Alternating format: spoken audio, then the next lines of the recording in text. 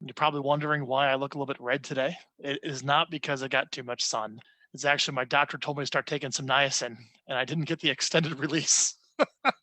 So I took it right before the webinar today. So if you're wondering why I'm a little bit red, it's because of some too much B. I think it's called like B12 or whatever it is in my system. So I'm all flushing. So regardless, I have a lot of energy, that's for sure. And I appreciate you attending this webinar. You're going to learn from Nick today. I love what you're doing, Nick. He's Thank going to share how when you are an agent, obviously you can go prospect and you can go buy leads, and there's no lack of different ways to go get your business. And Nick has published a book called The Golden Handoff and has a strategy that you may not have heard of. And I really wanted to share this with you guys for our viral clients, anyone that pays attention to stuff that I publish, because I'm all about staying in touch with your database and working your database. It's all about taking over an existing mature agent's database that's been around for a while.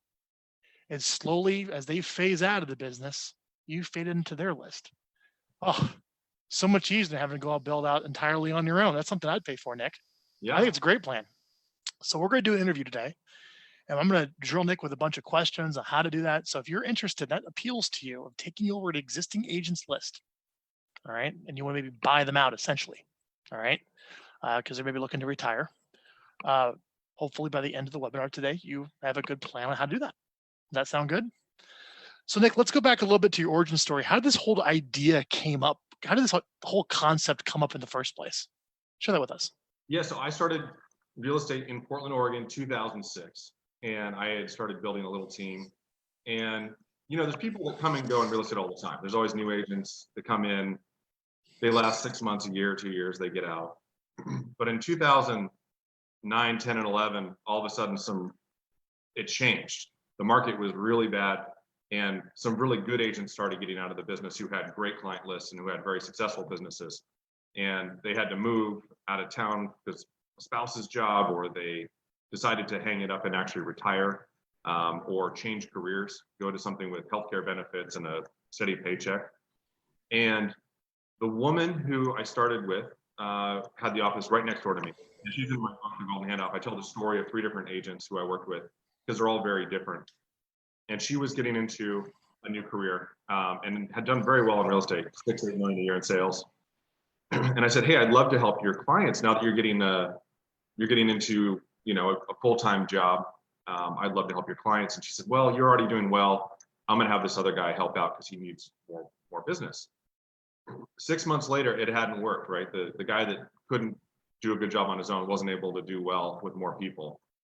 And she came back and we worked out an agreement. Basically, it's a referral agreement that I would take care of all of her clients just like they're my own. And then for every deal we did, she would get a referral fee. And it was about 300 clients. At the time, my database was probably about that big. So it basically doubled my business overnight. And we started a process of how the retiring agent endorses the adopting agent. And then we just started calling all of these new clients, introducing ourselves and asking what they wanted to do. And we just started getting listings and helping people buy houses and booking business years in advance too, just because it was during the recession, people were underwater and a lot of them needed to wait until the market came up. And it was super lucrative. And so when that worked, then my broker, every time someone was leaving the company, she would come down and say, hey, so-and-so's gonna retire and move to the East Coast. And then I would take over their business. And all of a sudden we had taken over businesses. How many have you taken over? Yeah. How many businesses have you taken over? At this point, it's we actually had to stop doing it because I didn't have enough agents on my team to service it. We took over 6 businesses over probably 4 years. That's incredible. Yeah, it was another 1,000 or 1,500 clients we added to our list. And again, these aren't web leads. These are people that have bought and sold or referred with an agent that they trust. And now that agent's endorsing me to be the new agent going forward. It works out great. I love this plan. This is for me if I was going to go and sell real estate directly and open up the team. I love it. Yeah. Question, how do you find a good target? What's a good candidate for someone that wants to sell their business? I would honestly say anyone that has a list of people that trust them, whether it's 20 people or 200 or 2,000, it's worth pursuing because your investment in the process is based on the number of clients, if that makes sense. So you're not paying a flat fee for each database. So it's not just bigger is better. Um, what you get out of it changes depending on the size of the database, but what really matters is the more repeat and referral business an agent is doing in their career, when they retire, those people are going to be more loyal. Whereas if Yeah. someone is primarily marketing and prospecting and they don't have a lot of repeat business, then the value of their trust with their database isn't as high. So Yeah. So you're looking yeah, for someone to refer that has got a lot of referral and repeat business over the years as the go-to agent. Hopefully has built a nice brand with a segment. yeah. You come in, take it over. Um, you know, give me some. Do you have any stories of people retiring their age and why they wanted out, and just maybe the reason why someone would say, "Yeah, I want out of the Yeah. business." Give me So some stories. the three stories in the book are um, Renee. She wanted to go. She had two kids. She had her second child. Wanted to go back to a 9 to 5. She was working way too much in real estate. Wanted the steady paycheck and the healthcare benefits, and so she went back to working in corporate America. And so for her, it was about getting time back. She wasn't older. She was in her early 40s when I took over her business. And like I said, about 300 clients she had worked with over about 8 years, and that was an amazing, amazing for her. I think she was making $3,000 a month in referral fees on average, and that basically paid her mortgage for years just on that referral income. And she wasn't doing anything; didn't have to go to work. She didn't have any expenses. The second person actually retired and moved to the East Coast, and their database was smaller. One of the big lessons I learned working with that person is half their database was a door knocking farm, and half of it was people they'd actually worked with. And so our results, our conversion with the door knocking farm was obviously lower, but with the other half of it, it was great. I mentioned that because it's important to know how much energy to put in to each client, right? You can't love everyone the same. And Yeah. so it's important to know who are the real core clients and who are kind of the leads, because you want to touch all of them, but you can't call everyone 4 times a year. You might call the top people more often, and then use automated marketing, video, voicemail drops, those types of things for like a bigger group where you have lower relationship. The third one was a guy named David, who he was my age. We were both in our mid 30s at the time, and he wasn't retiring. He had worked in the entertainment business, which I had done previously too, and had an opportunity to work on a movie, and knew it was going to be like a 20-hour-a-day, 7-day-a-week job for a year or two, and there was no way he could keep running his real estate business. And so I reached out to him. We had the same home inspector. I reached out to him and said, "Hey, I heard you're leaving town. I would love to take care of your business while you're gone," knowing that he was going to come back eventually. And that was the most lucrative deal we did. We did 6 million in sales in 1 year with that database. To put a real My number. goodness. Yeah. What's so great about this? I mean, what's your marketing cost outside of paying the referral fee? I mean, I'm guessing we'll get into that when we talk about transitioning over, but it sounds like just some phone calls and emails. Yeah, I mean, we do letters as well, and like our mail out newsletter. So you're just, you're talking a couple dollars a client per year. Not crazy. Yeah, that's fantastic. Relative to like buying leads online and the quality you get, untouchable. I mean, it really is. And when you go through the process correctly, and it isn't complicated, there's a couple steps you want to go through in order so that the clients are basically more receptive for me to take over and to introduce myself. But basically, it's just an endorsement letter from the return agent that comes from them. We help facilitate it. So I ask them to call their top people and let them know that we'll be taking over and that they're going to be retiring, or they're going to be a consultant or unavailable for a while, whatever their situation is. And then there's a letter that goes out, an email goes out. Now we're using social media as well, just because that's a platform more people are tuned into. And then from there on, it's just, you just treat these clients like they're your own clients, because they are. And it's not cold calls. It's crazy how warm those calls are and how receptive people are to hear from you. So how would an agent listening to this saying, "I love this strategy," Yeah. how would they approach a agent that may be retiring? Explain that approach, maybe what they would say and how they would approach this type of a deal. I think the easiest way to approach someone is know what your relationship is, right? So if it's an agent you've done a lot of business with and you work in the same brokerage, you're going to have a more personal approach to it. But let's just say hypothetically, this is someone across town who has a great business, and you know that they're kind of getting towards the end of their career. I think you just say, hey, I've watched your business and admired your business for a long time, and I just want to ask you, what's your plan with your clients when you stop selling? And 99% of agents have no plan. They're just going to shop and walk away. They don't know how much value their business has, and there hasn't been a way to get at that value. It's just, it's like a pile of gold in a really heavily locked safe. And because someone has to do the work, right, Frank? I mean, someone's got to make calls, go to appointments, follow up, send properties, do the work. Where realtors all do a job.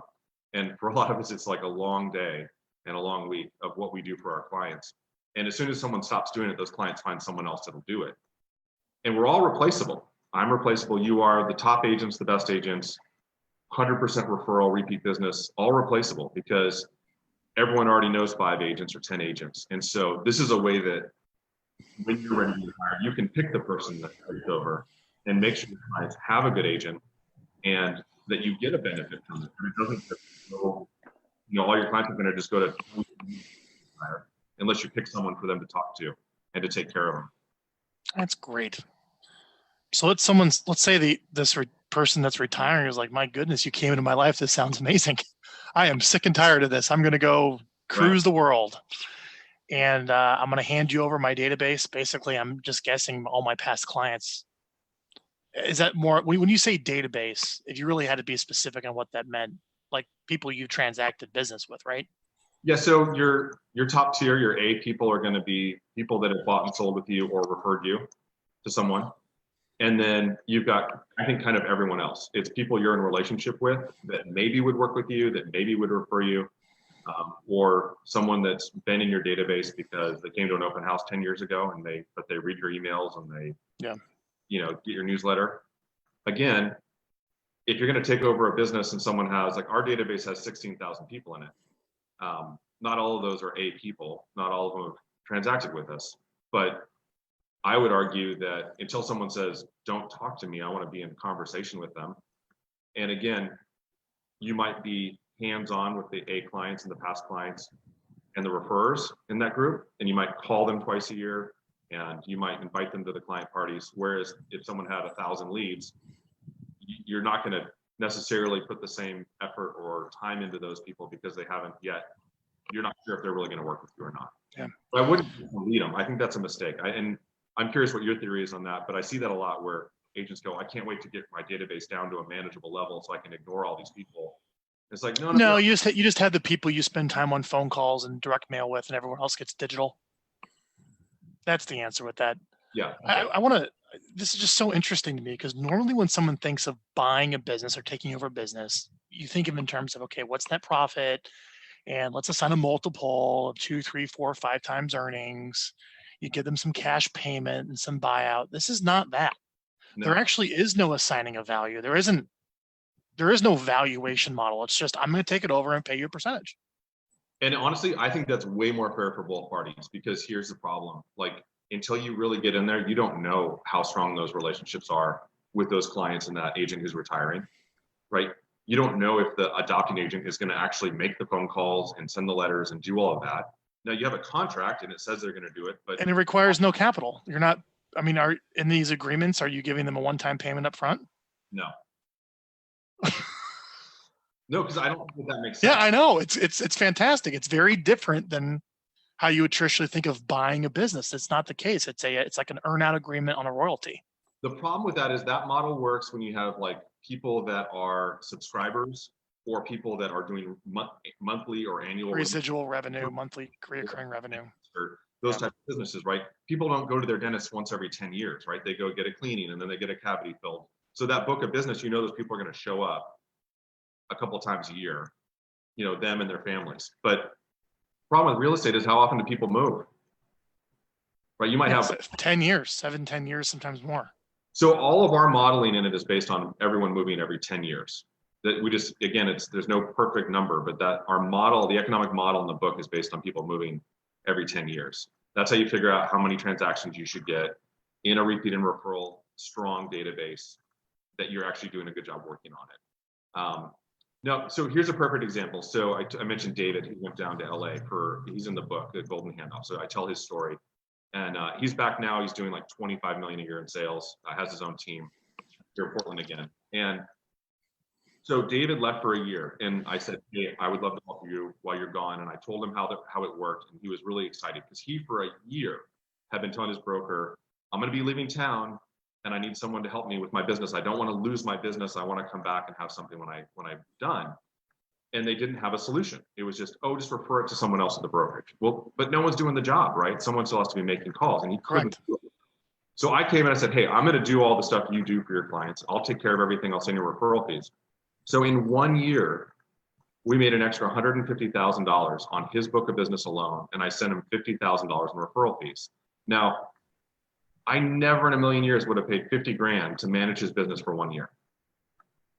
But that's what it was worth. And a million never would have created. Well, you're getting the exact value because that's what you earned. It's a real, you can actually truly value something. Yeah, it's not back end. It's what is it? It's how it's actually working. So you don't have to guess. Yeah. Yeah. Like, this is so simple and amazing. Yeah. It really is great. Okay. I got another question. So let's say someone's like, "Yeah, I'm out. I would love for you to take this over." Is it cut and dry? All right, here you go. I'm out. And everything now that you work on, you get the referral fee on, or is there some type of a gray period over the handoff? I think the bigger someone's business is that's exiting, the longer the time frame is where you transition. Now, you have to, if you're going to do this, you have to basically just work with what the retiring agent is willing to do. So if they say, "Hey, I'm retiring and I'm gone and don't call me," then you just have to do more work up front. So what I advise people to do is, one, the contract is very straightforward. I saw someone, Joan Fox, had asked about templates. If you go to goldenhandoff.com and you sign up for the newsletter, I only send stuff about the Golden Handoff, and you'll immediately get a link which will give you access to the contract scripts and all the marketing pieces, the letters we use, all in Word doc and Publisher, so you can edit it, change it, put your logo on it, take it to your attorney, tell them to make it better, whatever you want to do. So we use just a simple one-page contract. It's just a referral agreement for 3 years. And that part of it's pretty straightforward. In fact, actually, I just signed one today for 131 clients. We're going to be taking over. So once we have that, again, I ask that agent to say, "Hey, can you just call your top people? Anyone who would be offended to get a letter about you retiring without first getting a call from you, call those people." It doesn't have to be everyone, just your top 10%, top 20% of your best people. The people you're in deep relationship with, please just call them and let them know. And then we have a letter that the retiring agent approves. We have a template that usually they don't change that much. And in the letter, it says how available they're going to be. So they could be like, "I'm retiring and moving to Florida and I'm turning my phone off." Or it could be, "Hey, I'm staying in town, but I'm a consultant now. And so if you want to look at houses, call Nick. If you want to list your house, call Nick. You can always call me and talk shop. You're going to probably see me at a barbecue, but I'm not taking listings, showing houses. I'm not doing inspection negotiations. Nick's team's now handling all that. So I'm still here to help connect you guys, but I'm not going to be pricing the house, doing that work." Once they have the letter and the email, then the adopting agent, me, then I start calling people and introducing myself. And we have a script that's on the website as well. And it's really simple.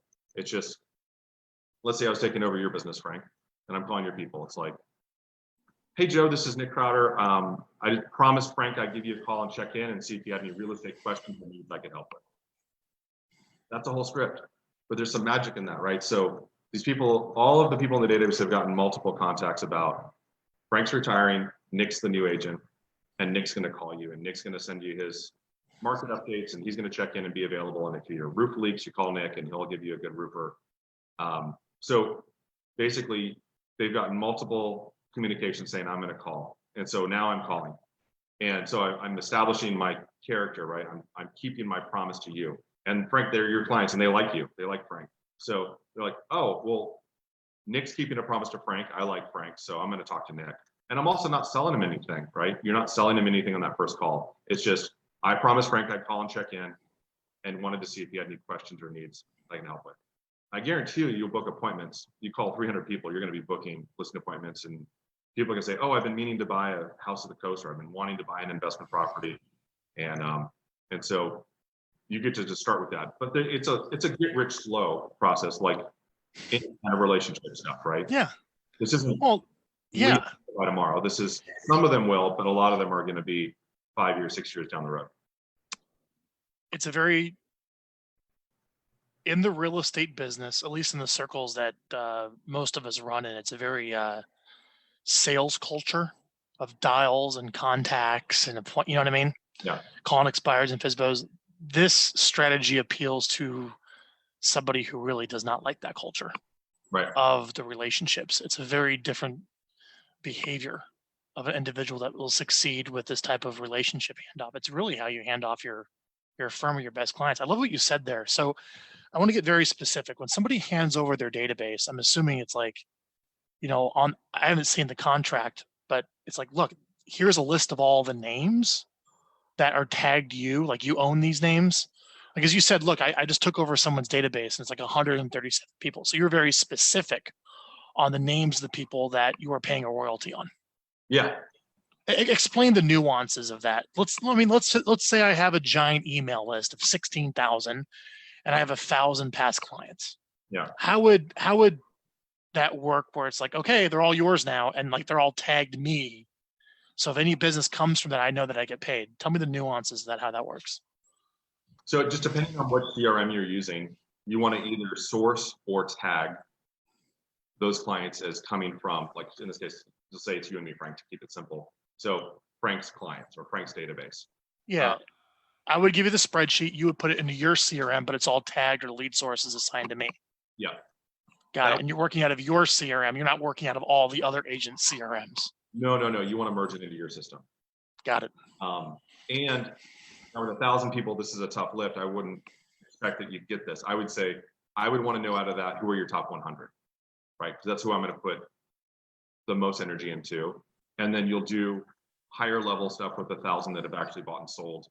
I think in that case, if someone came to me with an email list of 15,000, 1,000 of them were past clients, I think it's fair to say that you might want to agree to a smaller referral fee on the leads versus the past clients, because they're not going to work with me because they trust and know Frank necessarily. They're going to do it because I'm bugging them and checking in. See, I gave you maybe too big of an example. Let me ask a better question here. When you took over someone's businesses, what were the size of the list that you brought in those 3 stories? Yeah. So most of those agents had a list of just really their past clients and just their core people.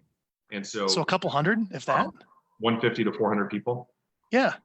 Yeah. So that's the size of the real list you're pulling in. Yeah. Yeah. Now, one of them, they had a bunch of internet leads that they had pulled into their website. Sure. And I said, okay, great. Well, we'll still. But did really much come from that anyway? Not much. I mean, 1 or 2. Whereas the other people, you call and they say, yeah, I want to sell my house. Come on over. I go over there. They're not interviewing anyone else. Yeah, because of the relationship. I think on a couple occasions, I would ask the broker, say, hey, I think they're interviewing a couple of people. Would you mind just calling and putting a good word in? So it's very important that the attitude here is not like, here's my big mess of a list that I've acquired over the year from internet leads. They're handing over where the money is made, the few key couple hundred personal relationships built over a lifetime. Yeah. I mean, and that's what comes into your list, and that's what you're working.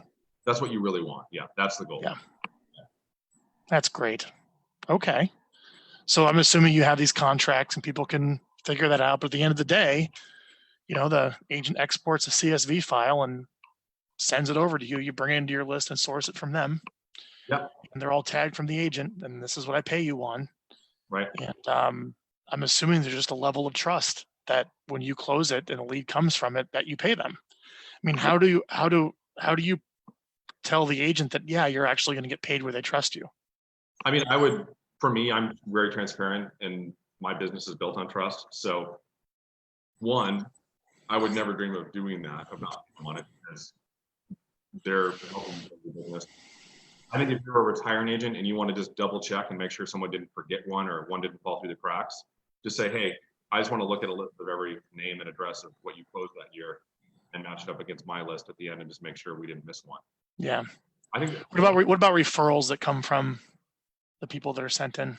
That's all yours. You keep 100% of it because that's So you based on keep 100% of a referral from, that keeps it very black and white. I like that. in the golden handoff. There's a whole chapter on money, and so you have what I call direct income. So that's deals that the people in the database do, buy and sell from people on that list. Right now, what happens when you list a house? You get a sign in the yard. You're doing open houses. You're doing perimeter calls, just listed, just sold, open houses, all the brokerage tours. You're doing all these things to market the property and market yourself. So all of that comes in, you keep 100% of it because that's based on your work as the adopting agent, right? That's the retiring agent didn't do that for you. You're doing that for yourself. Let's say that you do a great job selling that house and the client said, hey, you're awesome. My neighbors across the street said they're going to move. You should talk to them. They were really impressed. You sold their house faster than any other agent. And told them you're great. So you go across the street, you list the other house. That's all yours too. Like that's a referral that came from It's all yours. Got it. Now, the way you want to look at this is if you want to implement this strategy for your business is every time you have an agent who retires and hands you their business, that is the best client you've ever had in your life, right?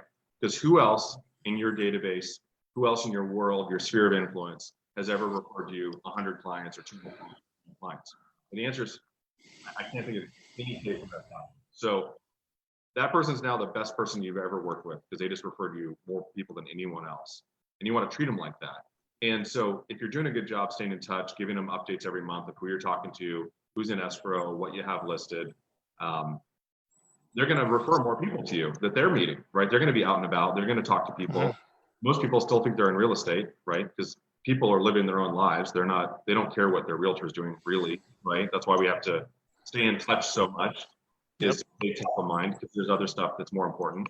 And so you're going to get more referrals. So on those, obviously you pay them any referrals, just like you would any agent. But you have all of this other business that happens.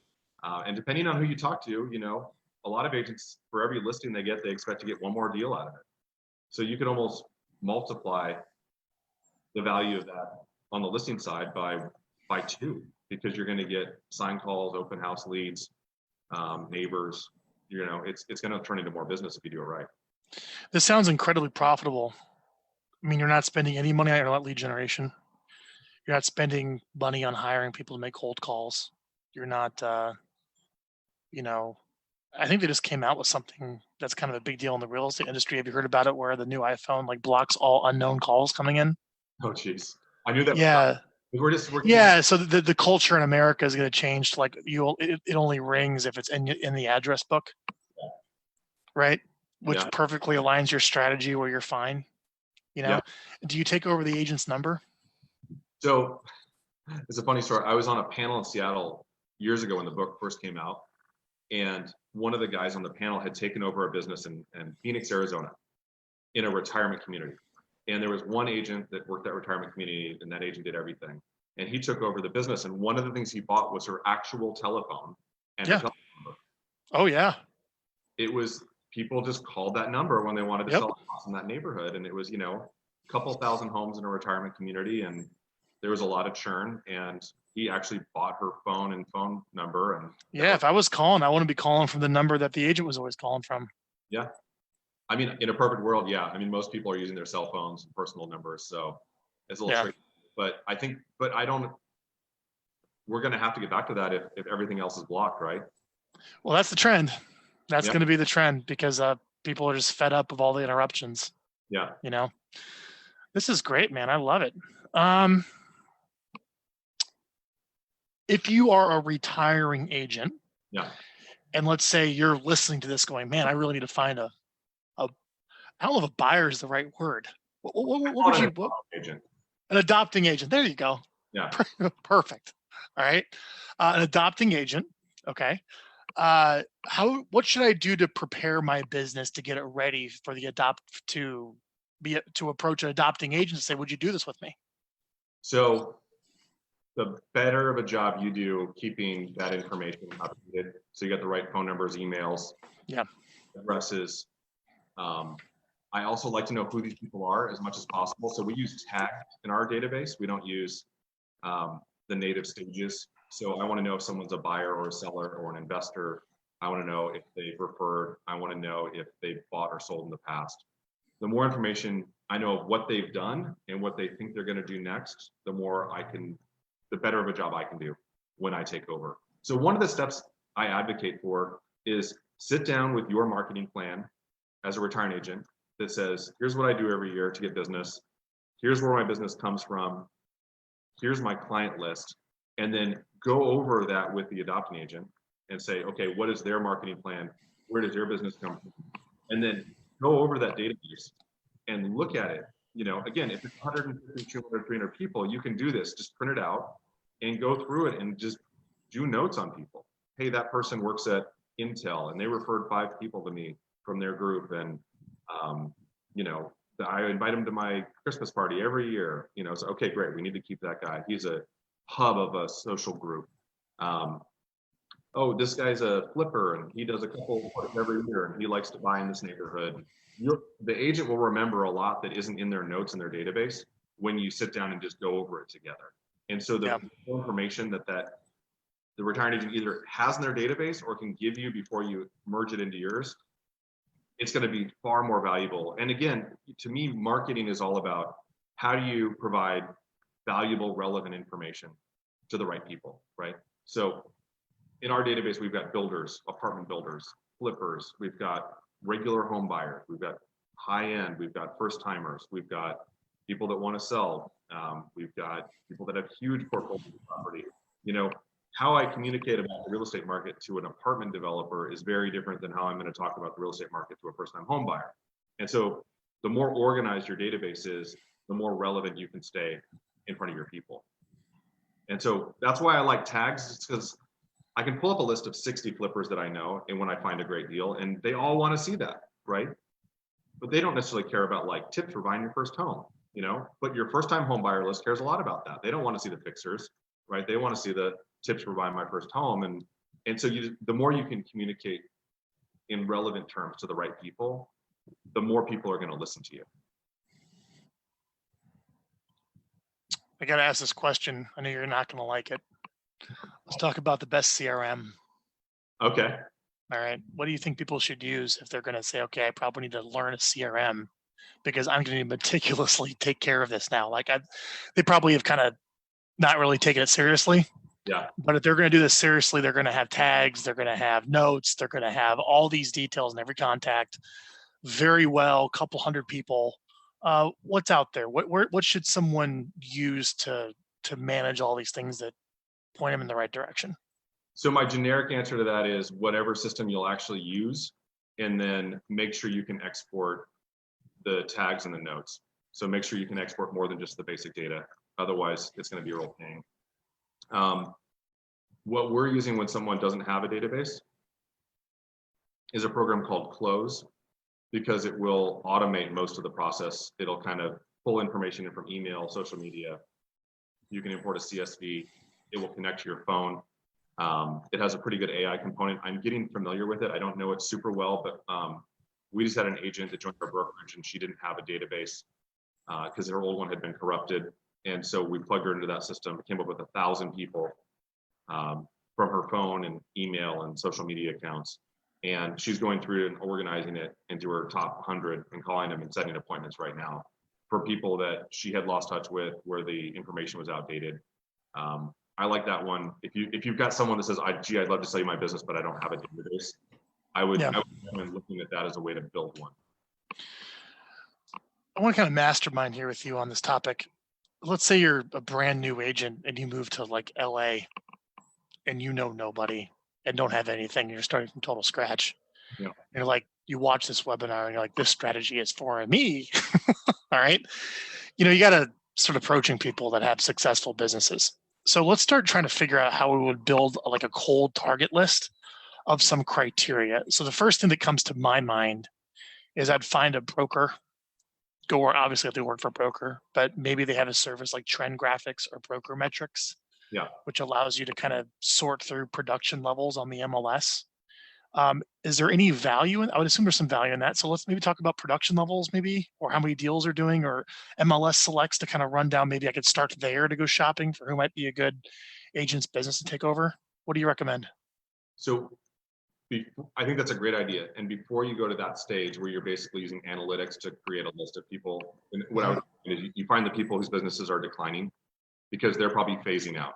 And that's what most agents do. They phase Oh, out. there we go. Okay. And That's if you're insightful. I like that. in that phase out period where 3 years ago they did 30 million and then 25, now 20, now they're doing 15. And you would use something like broker metrics for that to find that information. Exactly. Yeah. So Got using it. some analytic to figure out whose business is shrinking. Those people are probably phasing out, and it's a perfect time to approach them, because if someone did 40 million and now they're doing 10, those people that Nick, 30, that's an insightful answer, dude. That's a great answer to that question. yeah. Now, so that's a great way to look at it. Before you do that, the easiest way to do this is I would recommend joining a larger brokerage and letting your broker, team leader, whatever, whoever's in charge of herding the cats, say, hey, I'm really invested in using this strategy to help agents who are retiring or people who are leaving town or who are getting, and I would love for you to just let me know if someone is going to, move from LA to Portland, Oregon and retire because their kids are up there. I would love to talk to them about helping their clients here when they move. And you think of it this way, it doesn't have to be an all or nothing thing. So the bigger an agent's business is, the more likely they are to not want to just stop. They're going to want to phase down. What that means is a lot of people that they know that are in their database that either it's not the price point they want to work in, it's not the neighborhood they want to work in. Maybe they like listings, they don't want to work with buyers anymore. But you can take that part, right? You can take over part of their business and help manage that. So I would say that if you're moving to a new town and hopefully you're part of a larger brokerage, it'll make it easier. You just let the broker know that you can do this, that you've studied the book, you've read the Golden Handoff, you watched this webinar, you're invested in learning the process, and it's not hard. I mean, this is not a complicated system. It's very simple. Yeah. And just say, hey, I can help people and I'll do the work. They don't want to do open houses. They don't want to show first-time buyers around at night in traffic.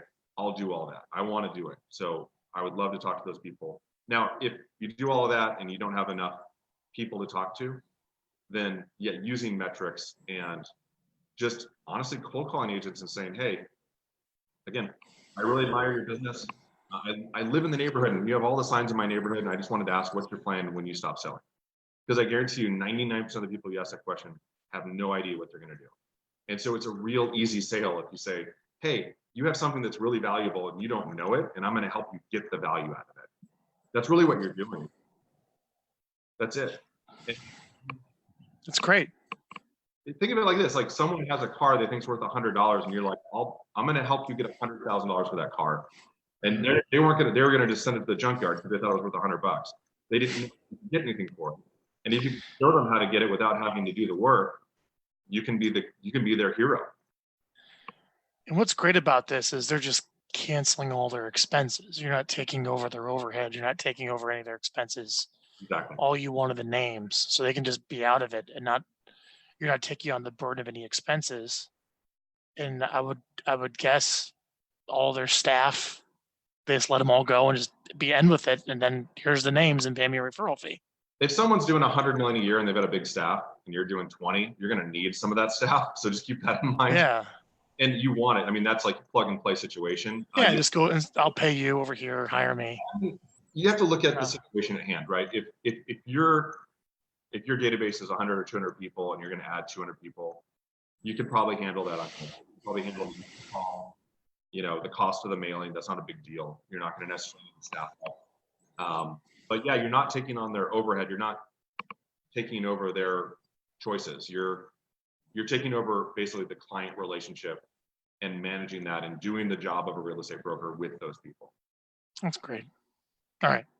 I want to ask you a little bit about your business now. So you've taken over how many people's lists?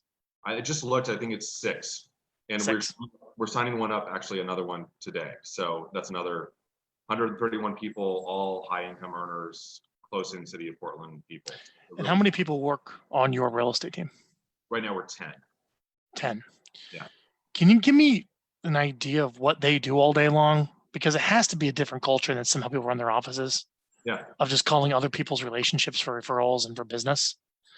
Give me an idea of like how many people, I guess here's a question. How many people between you and the other, I guess, between the 10, how many people a week are you guys speaking to on the phone? Ooh.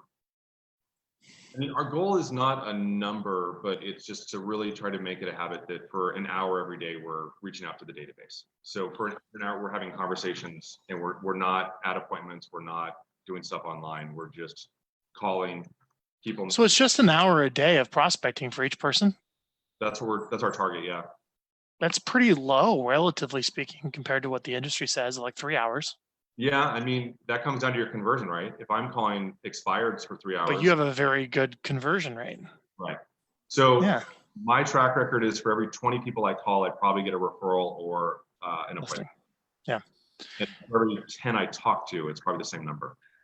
It also sounds like the recruiting to find new agents sounds very easy.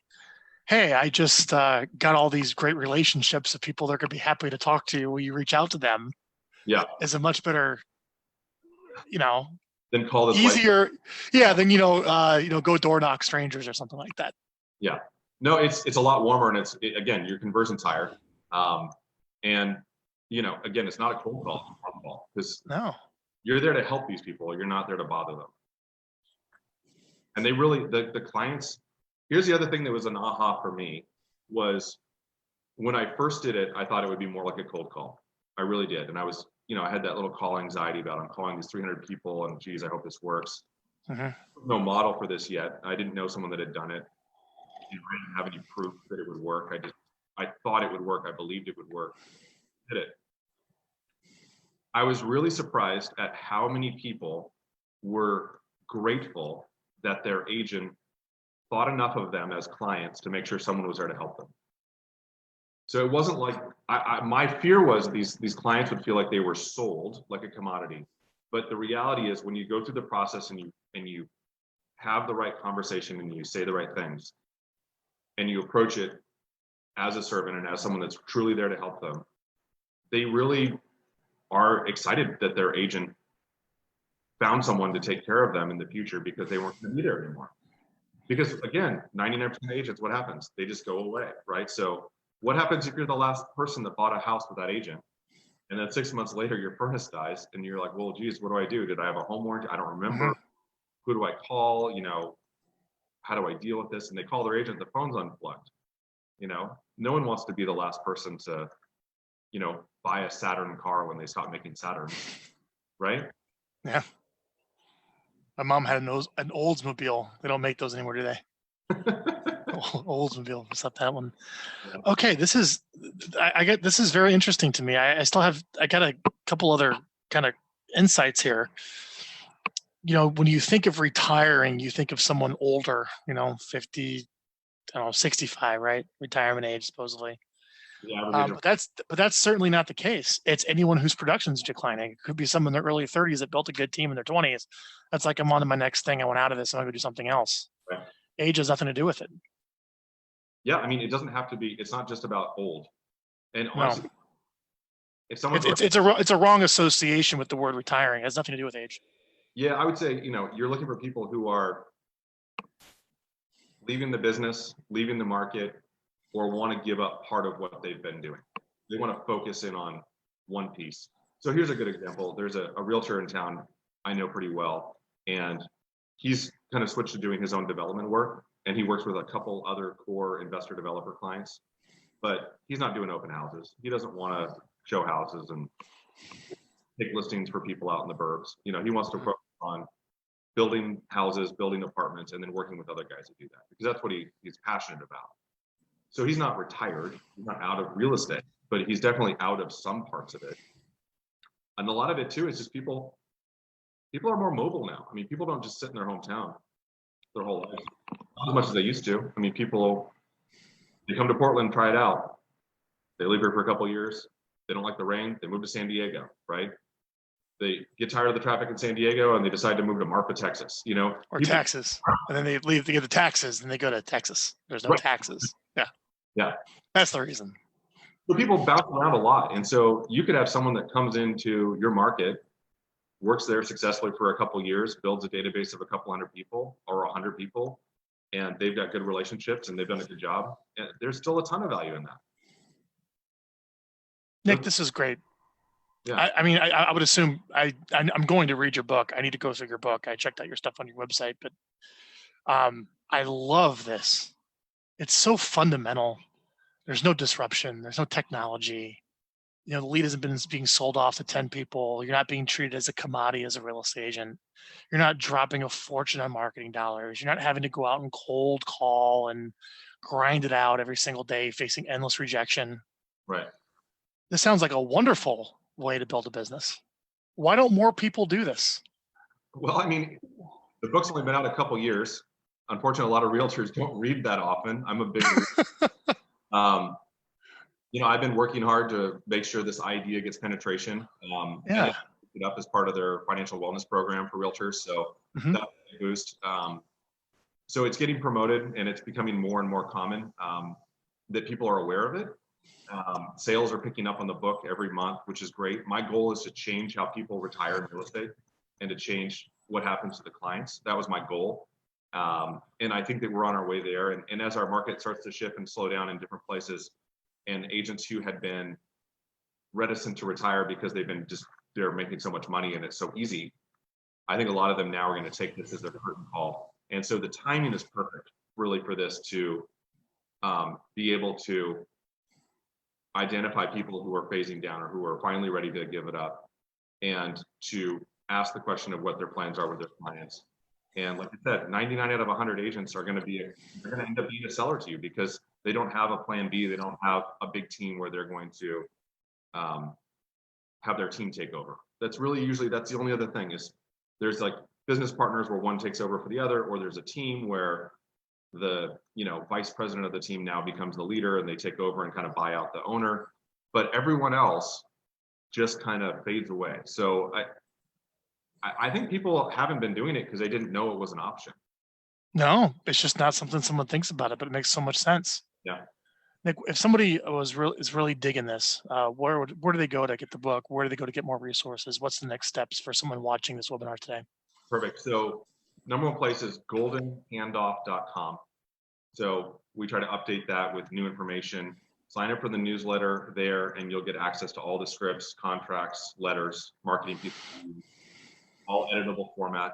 The book is on Amazon and it's also available through Ingram, which is an independent distributor. So if you really want to go to your local independent bookstore and have them order it, they can get it for you. If you want to just do it right now on Amazon, there's the Kindle version, paperback, and an audiobook. So whatever format you want, you can get. And if you want a signed copy, you can buy it through my website and I'll send it to you. If you want it tomorrow, you can just go on Amazon and get it tomorrow. Cool. So. Well, Nick, thanks for sharing all this. I'm gonna get this up on our website. I'm gonna share this with our customers. I think this is a wonderful plan. This is probably my top strategy. If I wanted to go off and personally get listings myself, I wasn't running viral marketing. I love it. Nick, awesome. Thanks so much for your time today, man. I appreciate your all your insights and being so free and giving all this away. Awesome, man. Hey, thank you so much for having me and sharing this with your people. I appreciate it a lot. Cool. We'll see you later, buddy. Thanks, everybody.